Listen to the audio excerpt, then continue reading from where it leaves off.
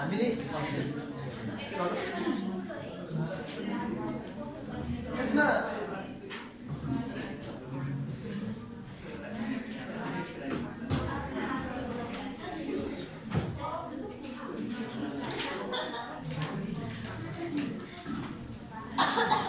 Cost of living एक्सको तपाईहरु कसैले छुटेको लागि पनि अलिकति हुने गरी म पनि काम भनेर अनि अगाडि बढ्छु हैन। कस्ट अफ लिभिङ एक्सलाई सर्टकटमा हामी COLI भन्छौँ है। यसलाई हामीले रिटेलर प्राइस इन्डेक्स पनि भन्न मिल्छ अथवा कन्ज्युमर्स प्राइस इन्डेक्स भन्न मिल्छ। कन्ज्युमर्स भन्नु र कस्टमर्स भन्नु एउटै होला।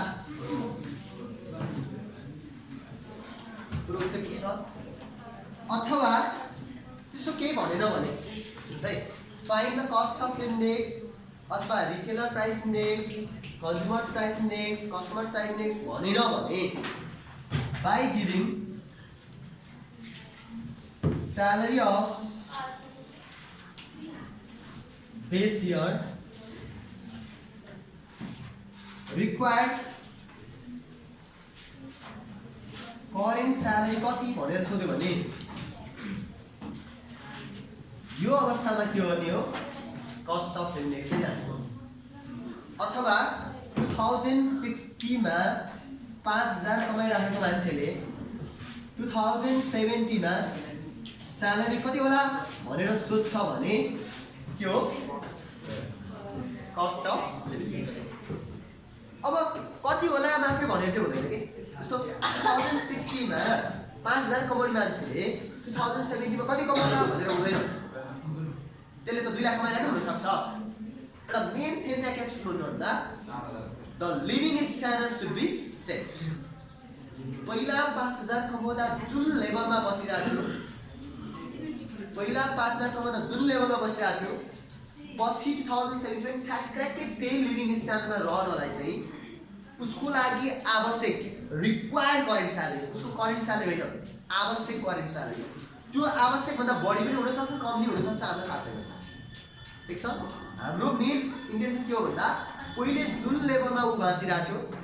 त्यही लेभल मेन्टेन हुँदाखेरिको अवस्थामा चाहिएको रिक्वायर्ड करेन्ट स्यालेरी चाहिँ कति। ठीक छ। अब यस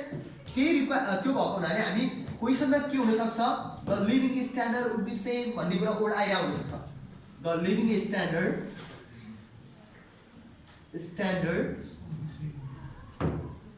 मस्ट बी सेम अथवा शुड बी सेम यो वर्ड आइरा हुन सक्छ। अथवा प्राय हाम्रो क्वेसनहरुमा फुडको लागि यति क्लोथिङको लागि यति भनेर यो टाइपबाट ब्रेकिङ गरेको दिन सक्छ। कुनै एउटा फ्यामिलीको बजेटको कुरा गरेर हुन सक्छ। फ्यामिलीको बजेट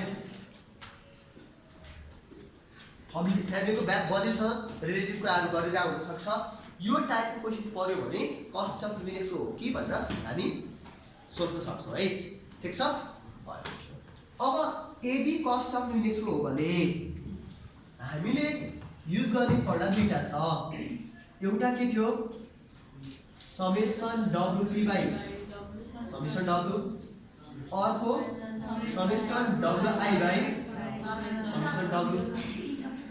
P र W ले गर्ने काम उस्तै हो मात्र वर्ड के लेखेको छ अनुसार हामी डिनोट गर्दाखेरि फरक गर्थ्यौँ। जहाँ जहाँ इन्डेक्स भन्ने वर्ड आयो भने के गर्थ्यौँ यो प्राइस रिलेटिभ भन्ने आयो भने P लेख्थ्यौँ अथवा P1/P0 into 100 गरेको अवस्थामा P लेख्थ्यौँ पर्सेन्टेजमा हुन्थ्यो किन into 100 गर्ने बित्तिकै। अथवा इन्डेक्स ग्रुप इन्डेक्स अनि इन्डिभिजुअल इन्डेक्स इन्डिभिजुअल प्राइस इन्डेक्सहरु अथवा के हुन सक्छ त्यसरी इन्डेक्सको रूपमा दियो भने के गर्थ्यौ यसलाई आई लेख्थ्यौ। भागको फरक यति हो भने W भनेको के रे W भनेको वेट हो अथवा भ्यालु पनि यही हो अथवा एक्सपेन्सेस भनेर दिने पर्सेन्टेज यही हो है एक्सपेन्सेस भनेर इन पर्सेन्टमा दिन सक्छ अथवा केही पनि भनेर भने P0 P0 ठिक छ जसमा दुईवटा इयर 2060 को 2070 को दुईटा इयरकोमा एउटा प्राइस हुन्थ्यो क्वान्टिटी हुन्थ्यो यता नि प्राइस क्वान्टिटी सानोलाई 0 लेख्ने ठुलोमा त्यही हो यहाँ छ P0 यहाँ छ Q0 यहाँ छ P1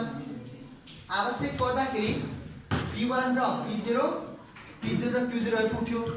Q1 हामीलाई चाहिँदैन क्वेसनले दिए पनि नदिए पनि Q1 को काम छैन ठीक छ यतिसम्म भयो अनि कस्ट अफ लिभिङ एक्स को लागि तीन टाइपका क्वेसन हुन्छन् भनेर मैले कुरा गरेको थिएँ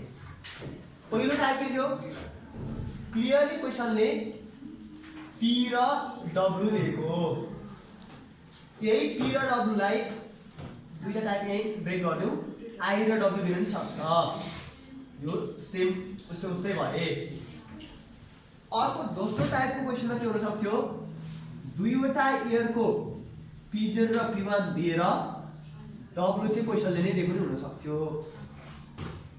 P0 र P1 बाट हामी P निकाल्थ्यौ P1 by P0 into 100 भन्दै यति गरेपछि P भइहाल्यो W भइहाल्यो भनेर काम गर्न सक्थ्यौ अब थप चाहियो भने इन्टु मात्रै गर्नु के W P भइ पुग्छ यहाँ पनि W र I इन्टु गरे पुग्छ यसमा पनि अब यति आइसकेपछि W P इन्टु गरे पुग्छ अर्को थर्ड टाइपको के थियो हाम्रो यो type question P0 Q0 P1 Q1 भएको टाइपको हुन्थ्यो अनि W भनेको P0 Q0 इन्टु गर्ने पुग्थ्यो P भनेको के हुन्थ्यो P1 by P0 इन्टु 100 गरेपछि आइपुग्थ्यो इन्टु गरे WP हामीसँग हुन सक्ने पोसिबल क्वेसन किन हो ठिक छ यतिसम्म हामी लास्ट क्लासमा कुरा गरेको छौँ सरी रिभिजन गर्दै है अब यीबाट जुनसुकै अवस्थामा नि तपाईले कस्ट अफ लिभिङ एक्सलाई निकाल्नु यहाँबाट अगाडि बढौँ तपाईको निक्लिँदाखेरि कस्ट अफ लिभिङ एक्स कति आएछ भने 148.5 आएछ सपोज भने त्यसले दिएको के त त्यसबाट फर्दर त्यसले सोधेको ल्याङ्ग्वेजमा अनुसार हामी पुग्छौँ कि पुग्दैनौँ यही क्वेसन आइ पहिला 5000 कमाएको मान्छेले अब नेक्स्ट इयर कति हुनु पर्ला भन्यो त्यो एन्सर त होइन त्यसलाई कसरी जोड्ने भनेर हामी चाहिँ है त ठिक छ first step question cost of living एक्सको हो भनेर छुट्याउनु पर्यो त्यसको लागि यी आधारहरू भए हो भने formula summation WP by summation W हो भनेपछि W र P खोज्नु पर्यो W र P खोज्नलाई टेबलमा यस्तै टाइपहरू त हुन्थे जुन टाइपको टेबल भयो नि तपाईले cost of living x value कति भन्नेसम्म निकाल्न मैले लास्ट क्लासमा सिकाएँ ल यहाँसम्म पुग्नलाई कसैलाई प्रब्लम छैन सोध्या भयो यहाँसम्म छ छैन भनेपछि जुनसुकै क्वेसन आए पनि कस्ट अफ लिभिङ एक्सको हो भने छुट्टिन्छ हो भने कस्ट अफ लिभिङ एक्सको भ्यालु आउँछ त्यसपछि के गर्ने भन्ने कुरा गरौँ हैन ल त्यसको लागि तपाईले क्वेसन नम्बर 16 को ल्याङ्ग्वेज हेर्नुस् त पेज नम्बर 366 को क्वेसन नम्बर 16 मा छ हजुर एकचोटि पढौँ ल क्वेसन के भेट्नु Following are the prices in 2 years in different commodities used by lower class family in a remote village of Baitadi district को एउटा दिएको छ डाटा भेट्नुभयो क्वेसन भेट्यो है बुक सेयर गरौँ है नभएको ठाउँमा दिनुहोस् ल अनि युजिङ गिवन वेटेड क्याल्कुलेट त्यो दिएको वेटहरु लिएर क्याल्कुलेट गर्नुस् रे कस्ट अफ लिभिङ एक्स पहिलो कस्ट अफ लिभिङ एक्स त निक्ल्यो हाम्रो हो कति आयो त्यो निक्लिदा 148.5 आएछ आन्सर हो त्यो क्वेसनमा बेस इयरको प्राइस करेन्ट इयरको प्राइस हामीसँग यो टाइपको क्वेसन छ यो टाइप अरु मेटाए ल मसँग यो क्वेसनले दिएकोमा सेकेन्ड टाइपको क्वेसन छ हेर्नुस् त हो हैन दुईटा प्राइस दिएको छ अनि क्वेसनले वेट इन पर्सेन्टेज भनेर लेखेको छ त्यो वेटलाई इन पर्सेन्टमा हुनुले हामीलाई केही पनि फरक पर्दैन है पर्सेन्टमा भए पनि गर्ने काम त्यही नै हो W भनेर लेखिदिने हो काम सुरु भइहाल्छ अब यसमा दिएको क्वेसनमा बेस इयर प्राइस र करेन्ट इयर प्राइस छ तपाईले base year price current year price क्वेसनले जे दिएको छ त्यही लेख्नुस् है अनि ब्राकेटमा बल्ल P0 P1 लेख्नुस् किन क्वेसनले P0 P1 भनेर त्यहाँ त हैन नि त हामीले लेखेन नि त ठीक छ अनि त्यति गरेपछि वेट इन पर्सेन्टेज लेख्नुस् पुरै लाइनमा त्यहाँ दिएको छ त्यस ब्राकेटमा W भनेर लेख्नुस्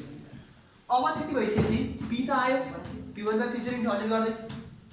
जब P आयो P र W इन्टु गर्दै WP पनि आयो हरेकको समेसन निकाल भने यहाँ हुन्छ समेसन WP यहाँ हुन्छ समेसन W यहाँ सम्पूर्ण हो जब त्यति आयो नाउ वी नो दैट भन्ने हामी पढ्ला होला वी नो दैट हामीलाई के थाहा छ भन्नुस् त द कस्ट अफ हो क्लियरली पुरै भन्नुस् है किन COLI मात्र नभन्नुस् cost of living days is भनेर अनि बल्ल COLI equal to summation WP by summation W गर्नुस् कसैले गर्नु भएको छैन तपाईहरुले ल भन्नुस् त यहाँ सम कति आयो 14850 आयो समेसन W नि 100 आयो यहाँ 14850 ल यहाँ राखिदिनुस् कति आयो 148.50 राख्नु उयो कुरा ठीक छ ल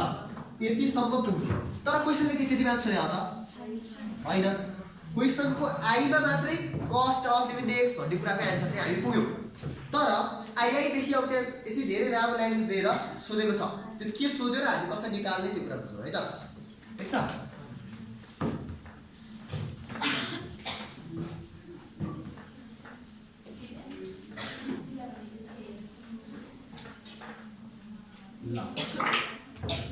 अब एलजीबीको ल्याङ्ग्वेजमा के छ if the income of family was 4000 पहिला कति थियो 4000 थियो in base year what will be the income in current year so that the cost of living days for current year rises by given data ठ्याक्क यसले भनेको अनुसार चाहिँ पुगोस् पहिला 4000 थियो अहिले कति हुनु पर्यो ताकि यो कस्ट अफ लिभिङ डेजले जुन कुरालाई इन्डिकेट गर्न खोजेको छ त्यसलाई भ्याओस् अझ फरक सोध्छ if income in current year reaches to 6000 can this be adequate के भन्नु पहिला 4000 थियो अहिले कति हुनु पर्ला सपोज 6000 भएछ भने पुगेन क्वेशन टेस्ट ठीक छ अब यसलाई हामीले भयो त यसलाई गिवन भनेर गिवन